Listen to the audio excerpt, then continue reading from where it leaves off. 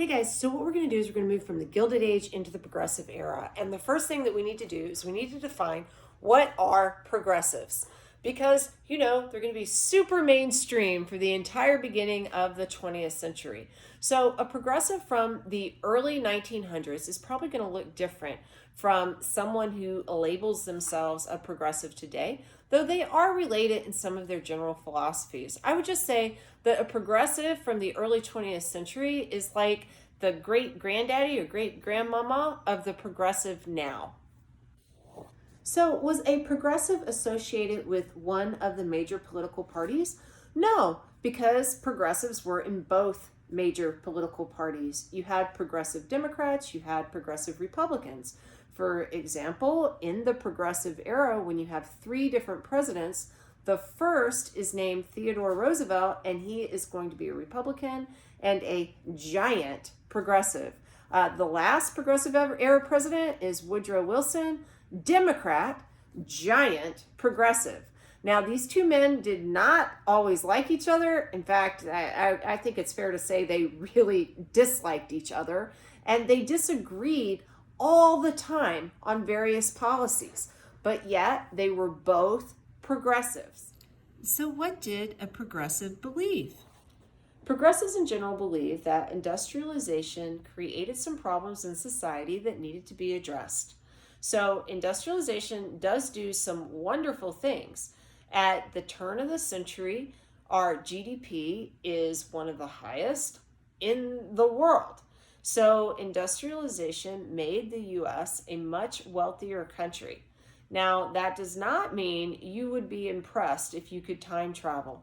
In fact, if you could just step backwards and somehow appear in 1901, you would look around at a place like New York City, which would have been a hell of a lot of squalor with animals in the streets and muck and pollution and people running everywhere.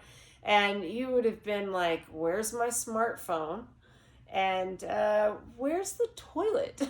Because there's not a lot of indoor plumbing even. And it's just kind of icky. But actually, it looks really sweet if you come from pretty much all the other countries. So there are some very good things that have come out of the Gilded Age. We are going to be able to give people a larger slice of pie. I'd say apple pie because there's more wealth. But there are also children who are working in factories because they've got those little hands.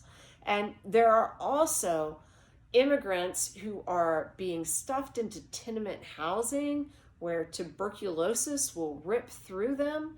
There are also men who are in jobs that are going to have the wages ruled by the iron law of wages, which means you can drive that wage down to subsistence levels and essentially chain a person to his paycheck or her paycheck. And those things are things we're thinking about and trying to make better. Another thing that progressives believe is environment shapes moral character. So what is that all about? There is a nature versus nurture debate that goes back forever. And in the United States, there was the influence of a particular philosopher. He influenced the colonies, actually, and beyond. His name was John Locke. He was writing in the 1600s, and he actually came up with a theory. It was about the tabula rasa, which means the blank slate. And what John Locke said is that a child is born a blank slate, and the environment will write upon that child, and you kind of learn from your experiences and you become what your experiences are. So progressives will look at children and they will say, yeah, you are these precious little blank slates, and if we put you in a bad home, you're going to end up bad. That's all there is to it.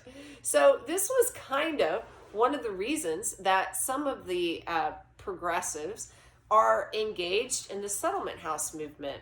Now, you remember Jane Addams' Whole House. This was influenced a great deal by the social gospel, but the social gospel people can also be little p progressives, and they want to go in and they want to make sure that children have a good environment. Speaking of environments, the progressives are also going to notice that you have a lot of corrupt systems that are at play in the United States. Like we've talked about, the corrupt party machines that worked in the urban centers. The progressives don't like that. They want to reform those things. They also want to reform corruption in the private sector. Wherever they see collusion between the government and business, they want to reform it. Corruption, bad. Another thing that's going to be embraced in the progressive era are experts. So keep in mind the 1800s, you have a big emphasis on science and education. So the progressives are like, you know what, we've got a lot of experts in subject matter that I don't really know anything about. And rather than asking my Uncle Harry at Thanksgiving about this heartburn that I got going on and having him give me some snake oil that's not going to do a hot dang, I might as well go to an expert on heart surgery and get advice from him. Now that makes a lot of sense, right? And with the progressive belief in experts, you're going to see rise up more and more licensing.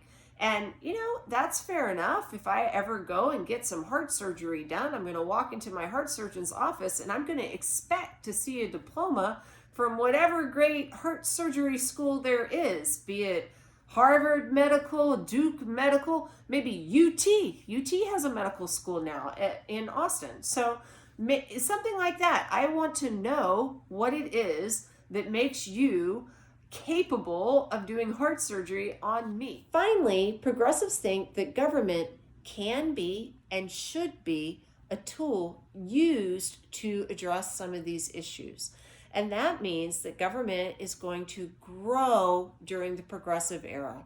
In part, that's going to also be because they're going to put experts on committees into government, because you need the experts to advise the leaders to just identify what the problems are and to just give us the answers to the problems. And if everyone knows what the problems are and the answers are, then we can all action those things, even if we have to nudge you into actioning those things, and we can make it better. In a way, these early progressives have a very optimistic view about the world because they really think that they can perfect it in some way. All right, so that kind of summarizes some of the general beliefs of the early progressives. I hope that helps.